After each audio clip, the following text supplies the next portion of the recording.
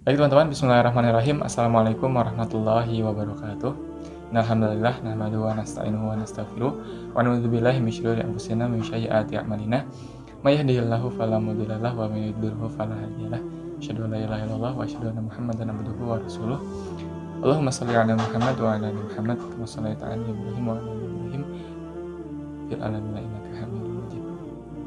Teman-teman, alhamdulillah, kita bersyukur kepada Allah karena dengan rahmat dan hidayahnya kita masih bisa berkumpul pada grup WhatsApp, masih bisa Allah berikan umur untuk mendapati materi sanlat di hari yang pertama ini, di jam yang pertama ini, yaitu sesi pematerian tentang bab nifak gitu ya.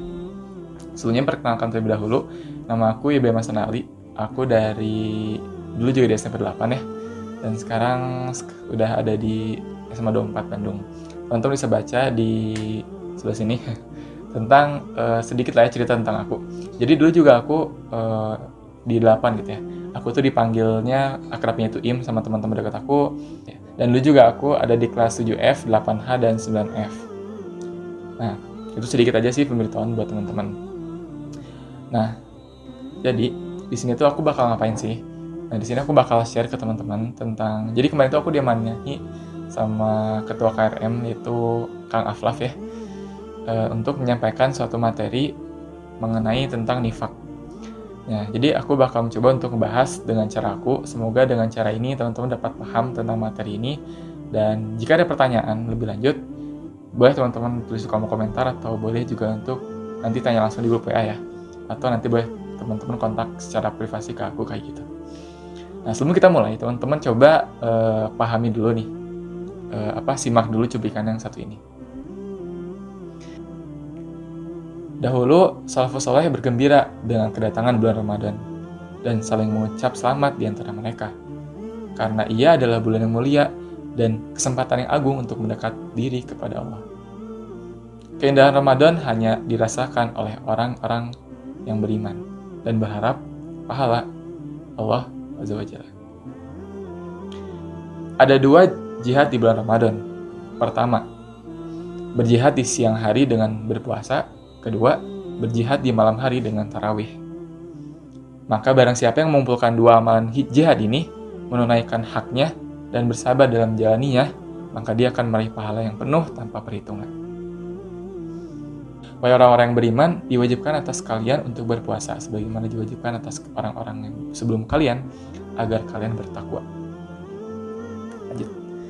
Jelang Ramadan, kesedihanmu karena belum bisa tarawih berjamaah, qiyam berjamaah, buka bersama pun, buka puasa bersama, itikaf dan sholat id bersama, insya Allah akan tercatat di sisi Tuhanmu sebagai ibadah yang sempurna. Karena kesedihanmu terhadap ketaatan yang belum bisa kau tunaikan disebabkan suatu uzur, tetap akan dicatat sebagai ketaatan yang sempurna, meskipun kamu tidak melakukannya. Oke, sebelum kita memulai pemateri ini, alangkah baik kita membaca Al-Quran bersama-sama. Teman-teman bisa dibuka Quran surat An-Nisa, surat ke-4, ayat ke-145 sampai dengan 147.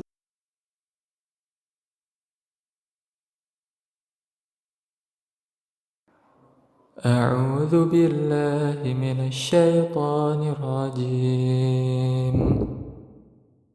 Innal munafiqina fit darkil asfali minan nar wa lan tajida lahum nasira illa alladhina tabu wa aslahu wa'tasamu billahi wa akhlasu dinahum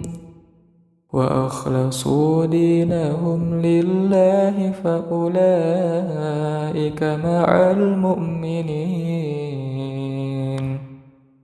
wa sawfa yu'tillahul mu'minina ajran 'azima ma yaf'alullahu bi'adzabikum in syakartum wa amantum wa kana Allahu syakiran alima. Sesungguhnya orang-orang munafik itu ditempatkan pada tingkatan yang paling bawah dari neraka. Dan kamu sekali-kali tidak akan mendapatkan seorang penolong pun bagi mereka. Kecuali orang-orang yang bertaubat dan mengadakan perbaikan dan berpegang teguh pada agama Allah dan tulus ikhlas mengerjakan agama mereka karena Allah. Maka mereka itu adalah bersama-sama orang yang beriman, dan kelak Allah akan berikan kepada orang-orang beriman pahala yang besar. Mengapa Allah menyiksamu jika kamu bersyukur dan beriman? Dan Allah Maha mensyukuri lagi Maha mengetahui. Oke, teman-teman, kita masuk ke pembahasan ya. Jadi tadi di awal merupakan salah satu ayat yang mungkin berkaitan dengan pembahasan kita hari ini, yaitu adalah nifak. Teman-teman, sebelumnya aku akan mengawali dengan beberapa pertanyaan. Jadi metodenya adalah diawali dengan pertanyaan, lalu dilanjutkan dengan pembahasan. Jadi pertanyaan pertama, apa itu nifak? Teman-teman, nifak itu menurut syara itu adalah menampakkan keislaman dan kebaikan, tetapi menutupi yang namanya kekufuran atau kejahatan. Dinamakan demikian juga karena dia itu termasuk pada syariat dari satu pintu dan keluar dari pintu yang lain.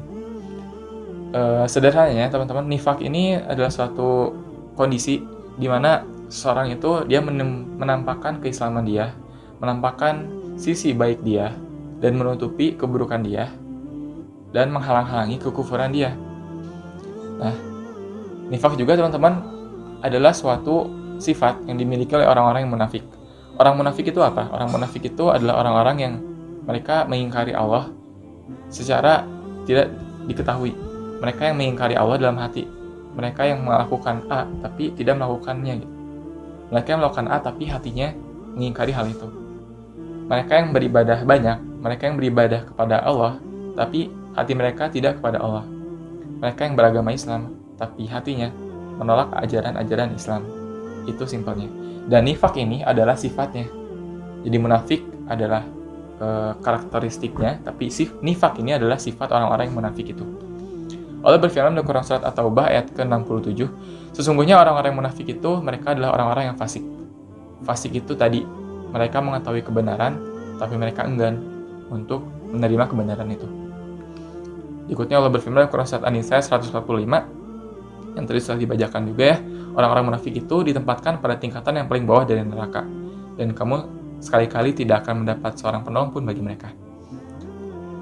Sesungguhnya orang-orang munafik itu menipu Allah, dan Allah akan balas tipuan mereka. Jadi teman-teman, munafik itu adalah orang yang memiliki sifat nifak.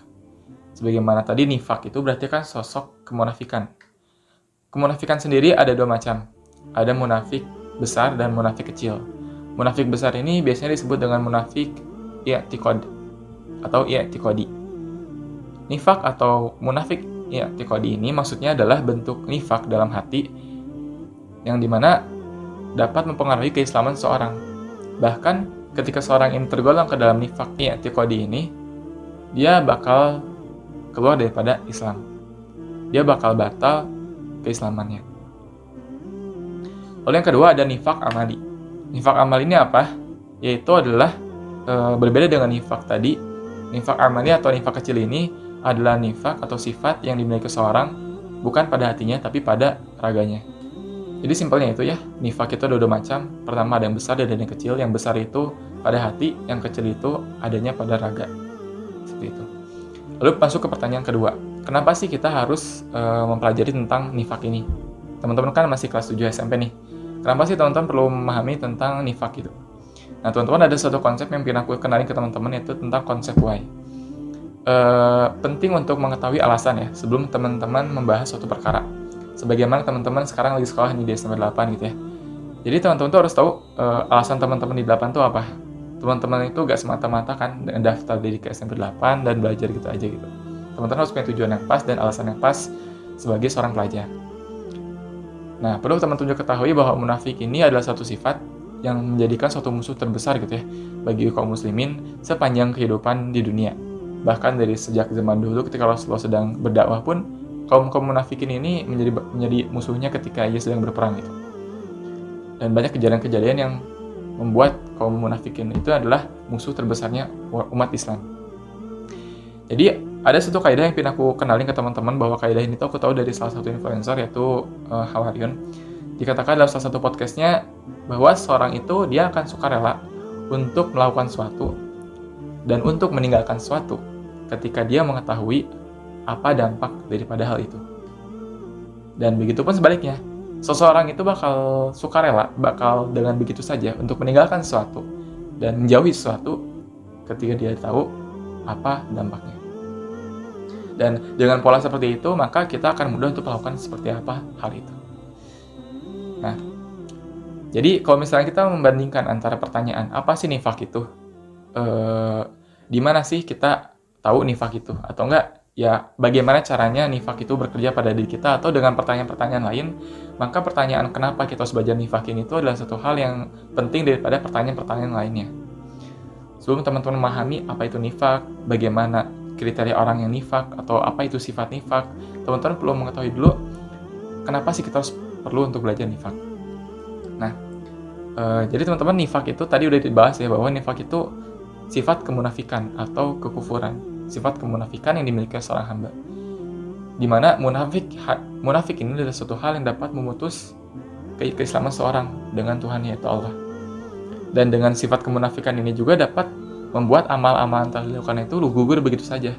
Bahkan dapat membuat kehidupan akhiratnya itu kelam gitu. Baik di dunia maupun di akhirat itu bakal kelam kehidupannya. Jadi kita perlu pahami betul bahwa munafik adalah satu sifat yang tidak terpuji, sifat yang benar-benar tercela, yang jangan sampai dimiliki oleh setiap muslim. Kenapa kita belajar munafik? Kenapa kita belajar nifak? Karena tadi, kita itu pada hakikatnya belajar sesuatu supaya tidak menjadi sesuatu itu. Berarti kita mengajak diri kita secara tidak langsung untuk menjauhi hal buruk itu. Ketika kita belajar suatu hal yang baik, maka kita juga menstimulus diri kita itu untuk melakukan hal baik. Kalau hal buruk berarti menjauhi hal buruk. Seharusnya seperti itu. Nah, jadi pada dasarnya kita mempelajari nifak ini supaya tidak menjadi orang yang nifak itu. Paham ya teman-teman sampai sini? Jadi kita masuk ke pembahasan berikutnya. Jadi apa saja sih jenis nifak itu, Im? Nah, nifak itu ada dua tadi udah disebutin ya. Nah, ada nifak besar dan nifak kecil. Nifak besar, di mana pelakunya menampakkan keislaman tetapi menyembunyikan kekufuran. Jenis nifak ini menjadi pelakunya keluar dari agama. Allah menyifati para pelaku nifak ini seperti berbagai kejahatan, seperti kekufuran, ketiadaan iman, mengolok-olok, mencaci agama, dan pokoknya dia tuh nggak suka dengan pemeluk agama gitu. Dia itu nggak suka dengan pemeluk agama-agama Islam. Lalu yang kedua ada nifak perbuatan, yaitu orang yang sama gitu tadi, cuman itu tuh pada perbuatannya. Nifak jenis ini tuh tidak mengakibatkan seorang itu keluar daripada agamanya, tapi merupakan wasilah atau perantara si hamba ini itu melakukan demikian gitu. Perantara bahwa si hamba ini tuh bakal merujuk ke nifak yang keluar daripada agamanya. Dan jika perbuatan nifaknya itu banyak, maka pelan-pelan, maka mau tidak mau pasti dia akan terjerumus pada nifak yang besar itu, yaitu nifak i'tiqadi. Nah, maka lanjut kita akan membahas satu demi satu gitu ya, tentang nifak dua ini, tentang dua jenis nifak ini. Yang pertama ada nifak i'tiqadi. Nifak i'tiqadi itu ada 4 macam nih kriteria yang umumnya yang patut kita ketahui supaya kita itu gak masuk ke dalam nifak ini, tidak termasuk orang-orang yang memiliki sifat ini. Apa saja itu? Yang pertama, mendustakan Rasulullah atau mendustakan sebagian dari apa yang beliau bawa. Kedua, membenci Rasulullah atau membenci sebagian apa yang beliau bawa. Ketiga, merasa gembira dengan kemunduran agama Islam. Yang keempat, tidak senang dengan kemenangan Islam. Jadi teman-teman, sebisa mungkin kita hindari perasaan ini gitu, hindari sifat ini, dan kita harus merasa senang ketika Islam itu jaya gitu. Kita harus merasa senang ketika kita menjalankan ajaran Islam. Sebab itu adalah apa-apa yang Rasulullah bawa, apa-apa yang Rasulullah ambil daripada ajaran-ajaran yang Allah beri gitu. Jangan sampai kita seperti itu. Nah, selanjutnya masuk ke nifak amali atau nifak yang kecil. Dalam suatu hadis dikatakan ada 4 hal yang jika terdapat pada diri seorang maka ia menjadi seorang yang munafik sejati. Dan jika terdapat padanya salah satu sifat tersebut maka dia memiliki satu karakter kemunafikan hingga ia meninggalkannya. Oke, yang pertama, jika dia dipercaya oleh orang-orang, dia berkhianat. Yang kedua, jika berbicara, ia berdusta. Yang ketiga, jika berjanji, ia memungkiri. Yang keempat, jika bertengkar, ia melewati batas. Jadi apa sih perbedaan yang umumnya gitu? Maksudnya perbedaan pada intinya gitu ya. Perbedaan antara kedua nifak ini itu yang pertama, Nifak besar itu membuat pelakunya itu keluar daripada Islam, sedangkan nifak kecil tidak mengeluarkannya daripada Islam. Yang kedua, nifak besar itu lahir daripada batin dan juga lahir daripada keyakinan. Sedangkan nifak kecil tadi itu lahir daripada perbuatan atau daripada jasmani atau fisik dia gitu. Itu yang kedua. Yang ketiga, nifak besar itu tidak terjadi dari seorang mukmin, sedangkan nifak kecil bisa terjadi dari seorang mukmin. Seperti itu. Yang keempat, pada umumnya pelaku nifak besar itu tidak bertaubat. Seandainya pun bertaubat, maka akan ada perbedaan pendapat tentang diterimanya taubat pada hakim. Maksudnya pada ulama banyak itu perdebatan antara emangnya dia bisa diterima atau pendapatnya itu banyak gitu tentang taubatnya orang yang telah melakukan nifak besar ini. Allah berfirman dalam Quran Surat Al-Baqarah ayat ke-18, mereka tuli, bisu, dan buta, maka tidaklah mereka akan kembali ke jalan yang benar. Allah juga berfirman dalam Quran Surat Taubah ayat ke-126, dan tidaklah mereka orang-orang munafik memperhatikan bahwa mereka diuji sekali atau 2 kali setiap tahun. Kemudian mereka tidak juga bertaubat dan tidak pula mengambil pelajaran. Jadi emang sudah pada level yang sangat-sangat berat gitu ya ketika orang itu bersifat nifak yang berat itu. Bahkan ketika Allah udah memberikannya cara untuk atau peluang-peluang untuk kembali, mereka tidak mengambil pelajaran di situ. Nah, lalu yang keempat, apa sih ciri-ciri orang nifak itu? Jangan-jangan kita itu termasuk orangnya, atau jangan-jangan kita itu melihat ada orang yang seperti ini, atau jangan-jangan kita pernah seperti ini nih. Nah, semoga dengan teman-teman mengetahui ciri-ciri atau kriteria orang nifak ini, teman-teman bisa menjauhi hal ini ya. Aku harap seperti itu. Yang pertama, dari hadis Abu Hurairah radhiyallahu anhu berkata bahwa Rasulullah SAW bersabda, di antara tanda munafik ada 3. Jika berbicara, dusta. Jika berjanji, tidak menepati. Jika diberi amanat, ia khianat. Dari hadis riwayat Muslim nomor 59 ini. Lalu selanjutnya, dari Abdullah bin Amr radhiyallahu anhu berkata bahwa Rasulullah SAW bersabda, ada 4 tanda. Jika seorang memiliki 4 tanda ini, maka ia disebut munafik tulen. Jika ia memiliki salah satu tandanya, maka dalam dirinya ada tanda kemunafikan sampai ia meninggalkan perilaku tersebut.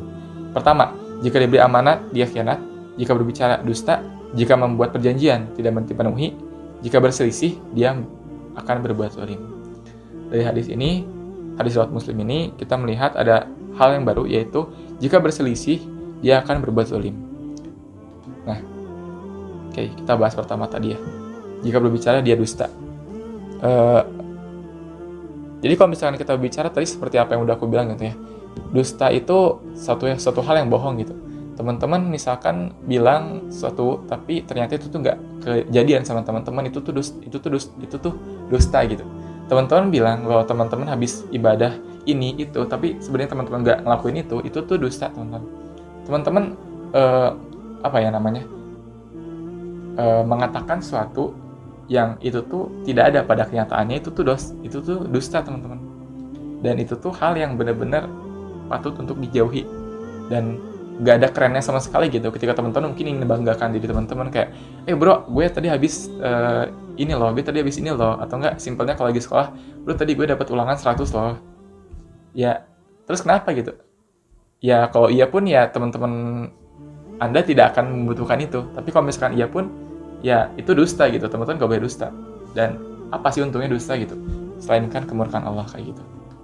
Teman-teman, ada satu hadis yang berkaitan dengan sifat dusta ini, teman-teman perlu pahami bahwa Rasulullah bersabda, hendaklah kalian senantiasa berlaku jujur, karena sesungguhnya kejujuran akan mengantarkan pada kebaikan, dan kebaikan akan mengantarkan kepada yang namanya surga. Jika seorang senantiasa berlaku jujur dan berusaha untuk jujur, maka dia akan dicatat oleh sisi Allah sebagai orang yang jujur. Hati-hatilah kalian dari perbuatan dusta, karena sesungguhnya dusta akan mengantarkan kepada kejahatan, dan kejahatan itu akan mengantarkan kepada neraka. Jika seseorang sukanya berdusta dan berupaya untuk berdusta, maka ia akan dicatat Allah sebagai pendusta. Hadis riwayat Bukhari nomor 6094. Ini adalah keutamaan jujur. Jujur itu membawa kita ke surga, dan bohong itu, dusta itu membawa kita ke neraka. Hal yang simpel, hal yang sederhana, tapi ini akan mempengaruhi bagaimana cara kita untuk berkeseharian. Ini adalah suatu habits yang benar-benar mungkin tidak sadar terjadi gitu, bahwa mungkin kita pernah berbohong, tapi coba belajar bahwa bohong itu adalah hal yang buruk, dan coba berperilaku jujur walaupun kadang itu tuh gak enak ke kitanya. Allah katakan katakanlah hal yang baik, katakanlah hal yang benar, walaupun itu tidak mengenakan bagi kamu. Kita masuk ke poin kedua. Jika berjanji, tidak menepati. Tadi udah dibilang banget bahwa orang yang sudah ngomong ini, ngomong itu, tapi dia gak nepatin ya, itu tuh orang yang tidak menepati gitu. Kayak sifat yang dimiliki seseorang ketika dia mengatakan sesuatu, tapi dia berjanji gitu ya. Parahnya dia berjanji, tapi dia tuh gak ngelakuinnya gitu. Kayak mungkin dia gak hanya semata-mata mendapatkan murka Allah, tapi dia mendapatkan murka teman-teman sekitarnya gitu. Ketika teman-teman dikatain sama teman sebangkunya kayak, bro, gue janji ya besok bakal bawa ini. Oh iya, kita tuh udah berharap gitu untuk dia tuh bawa hal itu atau bawa buku itu. Misalnya kita minjem buku kan, berarti kita udah berharap, terus teman itu besok itu gak bawa, kayak, lalu bro udah janji kemarin. Oh ya maaf ya gini. Ini tuh ceritakan dalam salah satu perkataan Ibnu Rajab bahwa menyebutkan mengingkari janji itu ada dua macam. Yang pertama, berjanji tapi dengan janjinya itu sejak awal dia tuh udah mau untuk mengingkarinya. Jadi kayak dia tuh bilang janji, tapi di awal tuh dia udah berperasaan, aku mah udah gak mau menati janji inilah, aku mah udah mau mengingkari janji ini, aku mah gak bakal nempatin walaupun aku berjanji juga. Dan itu tuh merupakan pengingkaran janji yang paling jahat, yang paling amat buruk teman-teman. Kita teman-teman berjanji, tapi teman-teman tuh udah ngerasa, aku mah gak bakal nempatin janji ini, jadi udah bodo amat gitu. Itu tuh parah banget, jangan sampai kayak gitu. Yang kedua, berjanji pada awalnya berniat untuk menepati, tapi di tengah-tengah malah kebalik gitu, lalu mengingkarinya tanpa alasan yang benar gitu. Jadi teman-teman udah berjanji, tapi teman-teman tuh udah punya perasaan untuk menepati janji itu, tapi di tengah-tengah teman-teman itu ngerasa kayak susah ya Allah, ini kayaknya gak bakal bisa aku menepati janji ini. Tapi teman-teman bukannya mengambil jalan yang benar, tapi malah mengada-ada atau malah menggunakannya dengan alasannya gak benar gitu, malah berbohong akhirnya. Dan itu adalah hal yang gak baik, teman-teman. Nah, catatannya, adapun jika dia berniat untuk memenuhi janji tersebut, tetapi karena alasan tertentu atau ada hal lain yang dapat dibenarkan, maka dia tidak termasuk dalam sifat tercela ini. Gitu. Jadi penting teman-teman untuk mengatakan kalau janji itu ya libatkan Allah gitu. Jangan kita berkata janji dulu, kalau bisa kita ubah kata janji itu menjadi insya Allah atau ya insya Allah. Ada perkataan dari Ali, namun dalam sanad perkataannya ada perawi yang majhul. Janji adalah utang, celakalah orang yang berjanji namun tidak menepati. Oke, jadi teman-teman perlu untuk mengambil solusinya adalah coba ubah kata janji kita menjadi insya Allah kayak gitu. Sebab dengan kita mengatakan insya Allah, itu adalah kita melibatkan Allah dari segala tindakan yang kita akan lakukan. Dan sebetulnya insya Allah itu adalah derajatnya itu lebih tinggi daripada janji kalau teman-teman mau mengetahui. Sebab dengan kita mengatakan insya Allah, maka itu benar-benar kita tuh udah bersungguh-sungguh sampai kita melibatkan Allah di situ. Kayak gitu. Yang ketiga, jika diberi amanat dia khianat. Tadi udah dijelasin juga ya bahwa kalau misalkan kita dikasih amanat, kayak misalkan kita dipinjemin barang, bro amanin ya jangan sampai rusak barang ini. Oh iya siap gitu. Tapi tahu besoknya, bro maaf barangnya hilang, bro maaf barangnya rusak. Kan itu khianat banget gitu, kayak kita tuh udah percaya ke dia untuk dipinjemin, tapi tahu-tahu dia ngembalinya dengan kondisi yang gak baik. Atau contoh lainnya apa ya? Misal kita melihat suatu perkara atau pekerjaan seseorang gitu. Kita itu berharap, misalkan lagi kerja kelompok nih, teman-teman lagi banyak tugas kerja kelompok nih. Tahu-tahu ada teman kita tuh yang dia tuh udah mengajukan diri jadi ketua itu, jadi ketua kelompok.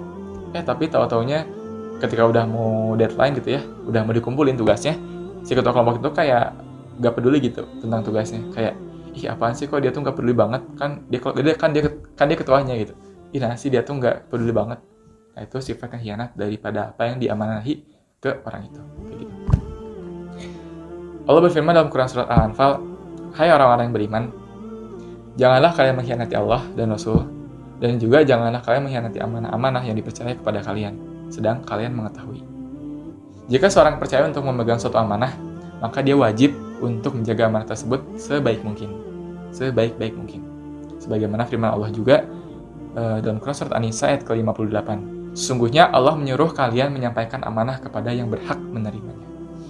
Jadi ada konsep yang perlu kita pahami bahwa amanah ini suatu hal yang benar-benar wajib ketika kita telah mendapatinya. Dan kita mendapatinya pun pada hakikatnya itu adalah suatu hal yang diturunkan atau berhak kita untuk diterima daripada amanah itu. Yang keempat, jika berselisih dia akan berbuat zalim. Yang dimaksud dengan al-fujur di sini adalah keluar dari kebenaran secara sengaja, sehingga dia menjadikan yang benar menjadi keliru, yang keliru menjadi benar. Ini yang bawanya kepada dusta. Dalam hadis disebutkan, sesungguhnya orang yang paling dibenci Allah adalah penantang yang paling keras.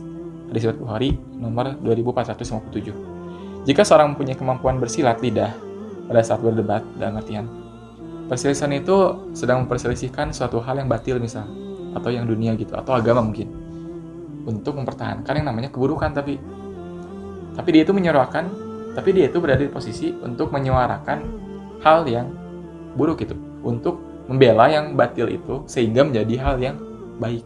Jadi dalam suatu debat atau dalam suatu perkara, dia itu berada di posisi dia itu membela sesuatu yang buruk agar menjadi baik, dan membuat hal yang baik itu dibuat sedemikian rupa supaya menjadi buruk gitu. Dan itu tuh hal yang kok arah gitu. Dan hal yang seperti itu merupakan keharaman yang paling buruk, serta kemunafikan yang benar-benar busuk gitu. Kayak orang tuh udah parah banget lah gitu, kayak dia tuh udah tahu itu tuh hal yang baik, tapi kenapa dia masih buat hal itu tuh hal yang buruk gitu. Atau orang tuh udah tahu itu hal yang buruk banget, tapi kenapa dia masih membela hal itu tuh menjadi hal yang baik gitu. Masya Allah. Astagfirullah, jangan sampai kayak gitulah pokoknya kita ya. Oke. Lanjut. Jika membuat perjanjian tidak dipenuhi, tadi udah banyak banget dibahas juga ya, bahwa janji itu perlu benar-benar diperhatikan. Jangan janji kalau misalkan teman-teman gak bisa, atau insya Allah, sebab insya Allah juga bukan janji sebetulnya, beda gitu konteksnya. Allah berfirman untuk menempati janji ya, dan tepatilah janji dengan Allah apabila kamu berjanji, dan janganlah kamu membatalkan sumpah-sumpah itu sesudah meneguhkannya, sedang kamu telah menjadikan Allah sebagai saksimu. Misal kita kayak udah bilang, oh, demi Allah aku ini, atau enggak demi Allah tadi aku apa-apa, padahal itu adalah hal yang tidak kamu lakukan, dan itu adalah hal yang ya teman-teman, itu hal yang parah banget. Teman-teman gak mungkin gitu, teman-teman gak mungkin bisa mendapatkan kebaikan di situ. Teman-teman pasti akan mendapatkan kemurkaan Allah di situ. Itu Allah dengan jelasnya, bukan hanya dengan hadis, tapi dengan ayat Al-Quran, bahwa tepati gitu janji itu. Dan jangan kalian mengatakan sesuatu, apalagi sampai mengatakan Allah di situ, sampai mengatakan demi Allah, padahal itu hal yang tidak benar, padahal itu adalah hal yang dusta. Teman-teman tidak melakukan itu, tapi teman-teman libatkan Allah untuk mengatakan hal itu. Parah banget, jangan sampai kayak gitu. Dari Ibnu Umar radhiyallahu anhu, dari Nabi SAW bersabda juga, bagi setiap pengkhianat memiliki bendera pada hari kiamat kelak. Lalu dikatakan kepadanya, inilah pengkhianat si fulan. Dikatakan bahwa di hari kiamat pun nanti mereka akan diburuk, mereka akan memiliki peringatan yang buruk, mereka akan diberi kebinasaan oleh Allah. Nah, tadi udah ada ya tentang ciri munafik pada umumnya gitu, berdasarkan hadis-hadis dan ayat-ayat yang Allah turunkan. Tapi kalau kita coba lihat di zaman sekarang kan random banget itu ya, kita menemukan banyak banget kondisi-kondisi yang bahwa tanda kutip dulu tuh nggak kejadian loh. Nah, jadi kita akan membahas apa sih yang menjadikan tanda orang-orang munafik itu di zaman ini. Pertama, jadi orang yang tidak amanah dan tidak jujur. Tadi udah disebutkan. Ternyata zaman sekarang pun masih ada. Kedua, malas-malasan dalam beribadah. Malas-malasan ini adalah bentuk kita tuh lalai dalam ibadah. Maka sebisa mungkin untuk tidak lalai dalam ibadah. Ketiga, pintar berkata bijak namun malah melakukan yang mungkar. Berapa banyak orang-orang yang mereka pintar dalam artian wawasannya, berapa banyak mereka yang pandai dalam berkata, tapi berapa banyak juga mereka yang ingkar dalam perkataan mereka sendiri. Astagfirullah, jangan sampai kita berlaku seperti ini, teman-teman. Ini juga sebagai pengingat buat aku dan juga pengingat buat teman-teman. Keempat, dari luar terlihat khusyuk namun batin tidak khusyuk. Ketika kita beribadah, jangan hanya serta-merta membuat raga kita ini khusyuk. Jangan serta-merta mungkin kita itu raganya itu diam ketika sholat, tapi hati kita malah banyak pikirannya, hati kita malah gak khusyuk, malah hati kita memikirkan orang lain yang lihat sholat kita. Jangan sampai kayak gitu. Istighfar dalam hati dan sadari bahwa itu adalah hal yang perlu teman-teman jauhi. Kelima, mengaku beriman namun tidak punya amalan sama sekali. Teman-teman, ketika teman-teman beriman, maka hakikatnya iman itu berbanding lurus dengan amalan. Ketika teman-teman beriman, mengaku beriman, bahkan merasa ingin beriman, maka teman-teman harus perlu untuk meningkatkan amalan-amalan teman-teman. Jangan semata-mata teman-teman mengatakan A, B, C, atau beriman karena ini, atau teman-teman itu mengaku bahwa dirinya beriman, tapi gak punya amalan yang spesifik, atau bahkan gak punya amalan sama sekali, sholat pun lalai. Jangan seperti itu. Astagfirullah, jangan seperti itu. Keenam, ria enggan sholat berjamaah di masjid. Ini merupakan suatu reminder bagi aku juga dan buat teman-teman juga yang khususnya Ikhwan, bahwa di kondisi saat ini memang corona ini membuat kita terpaksa untuk sholat di rumah. Tapi dengan begitu jangan sampai kita untuk meninggalkan sholat gitu. Dan ketika nanti kondisi sudah membaik, usahakan sebisa mungkin untuk sholat di masjid. Ini juga sebagai pengingat untuk aku bahwa mungkin emang selama ini kaum muslimin itu belum sadar akan pentingnya di masjid. Sehingga mungkin Allah turunkan corona ini dikarenakan untuk mengingati kaum muslimin seperti itu. Yang ketujuh, malas merutinkan sholat subuh dan sholat isya. Teman-teman, kalau teman-teman mengetahui bahwa keutamaan sholat subuh dan sholat isya itu, apalagi berjamaah ya, itu adalah satu hal yang benar-benar Masya Allah gitu. Teman-teman akan mungkin dikatakan gitu ya, pernah aku mendengar bahwa ciri orang munafik itu di zaman Rasulullah itu, kan dulu tuh kalau sholat tuh kan gak ada lampu ya di Rasulullah tuh. Di zaman Rasulullah tuh gak ada lampu dan cuma api gitu. Dan ketika sholat subuh atau sholat isya tuh ya gelap gitu. Bahkan gak kelihatan gitu. Imam dan makmum tuh kalau misalnya ada sesuatu bisa juga kelihatan. Dan cirinya orang munafik saat itu tuh mereka ngelakuin sholat subuh, gak ngelakuin sholat isya. Mereka kabur ketika sholat subuh, sholat isya. Mereka gak datang gitu. Dan jangan sampai kita seperti itu. Karena ada aja yang kayak gitu, ada. Sebab yang namanya sejarah itu bisa aja terwarisi walaupun dengan orang yang berbeda. Maka kita coba untuk pahami bahwa ternyata subuh itu dan isya itu memiliki keutamaan yang besar. Ketika kita mengerjakan sholat berjamaah subuh dan isya, maka seolah-olah keutamaan itu kita mendapati pahala orang bersolat satu malam penuh. Itu coba bayangin salah satunya doang loh. Masya Allah. Yang ke itu tuh ya tuh. Nah sekarang terakhir, bagaimana kiat-kiat supaya kita nih terhindar daripada perilaku atau sifat yang buruk tadi banget gitu. Gimana sih caranya gitu? Nah, berdasarkan suatu perkataan Syekh ya, Syekh Muhammad bin Shalih Al-Utsaimin, seorang fakih di abad ini pernah diajukan pertanyaan tersebut. Dia menjawab, yang pertama, melatih diri agar terus bisa ikhlas pada Allah. Ini dilakukan sebelum lainnya. Jadi teman-teman perlu pahami bahwa teman-teman itu harus ikhlas, harus benar-benar tawakal, harus benar-benar ibadah pun apapun itu harus benar-benar karena Allah gitu. Jangan sampai berharap karena manusia yang nonton, karena manusia yang menilai, karena manusia yang berkomentar. Itu hal yang perlu benar-benar dijauhi. Kedua, menjauhkan diri dari sifat munafik. Tadi banyak banget sifat-sifat munafik, yang 4 itu, yang 5 itu. Yang ketiga, hati-hati akan godaan setan, sebab setan pasti menggoda kita. Yang keempat, setiap perkataan kita mestilah jujur. Jangan sampai kita mengatakan sesuatu yang enggak jujur, itu yang dusta. Seperti itu. Dan ada kiat-kiat lainnya. Yang pertama, tadi ya, soal berjamaah, berbanyak sedekah, berbanyak zikir, membiasakan akhlak yang terpuji, biasakan membantu orang lain, sholat awal waktu, membaca ilmu agama, menjauhi sifat kikir, sholat tahajud, jihad di jalan Allah, banyak mengingat Allah, berdoa, ikhlas atas apa yang diberikan Allah, dan mohon perlindungan dari godaan setan. Nah, teman-teman, dengan kita sholat berjamaah, insya Allah kita akan meningkatkan perasaan kita untuk memanggil gitu, memenuhi panggilan Allah. Dengan perbanyak sedekah, mengurangi sifat kikir kita. Dengan perbanyak zikir, membuat kita banyak untuk mengingat Allah. Dengan biasakan akhlak yang terpuji, kita dapat terhindar daripada akhlak yang tidak terpuji tentunya. Dengan biasakan bantu orang lain, hati kita akan senantiasa lapang gitu untuk membantu orang lain. Dengan kita melakukan sholat di awal waktu, kita dapat mengetahui, kita dapat tersadari tentang pentingnya yang namanya ibadah di awal waktu. Bahkan Allah katakan bahwa amal yang paling utama itu adalah sholat tepat waktu. Banyak membaca ilmu agama juga dapat buat kita makin tahu nih tentang kondisi kita, makin tahu tentang peran kita di Islam, makin tahu tentang agama ini, seperti itu. Dan dengan berdoa, insya Allah ikhtiar kita itu tuh bakal senantiasa diiringi oleh ridhonya Allah, insya Allah, dan juga oleh pengawasannya Allah kayak gitu. Dan ikhlas atas apa yang diberikan Allah juga akan buat kita tuh mau untuk menerima apapun yang Allah kasih, menerima apapun peristiwa yang Allah kasih ke kita walaupun itu pahit gitu. Dan kita memohon perlindungan daripada godaan setan, insya Allah kita akan tahan nih, jadi kita itu bakal istiqomah daripada hasutan-hasutan setan, baik setan yang berupa jin maupun berupa manusia. Seperti itu. Barakallahu fikum teman-teman, mungkin itu adalah sedikit materi yang dapat aku sampaikan dalam kesempatan kali ini. Semoga teman-teman dapat memahami tentang kaidah daripada munafik, kaidah daripada nifak itu.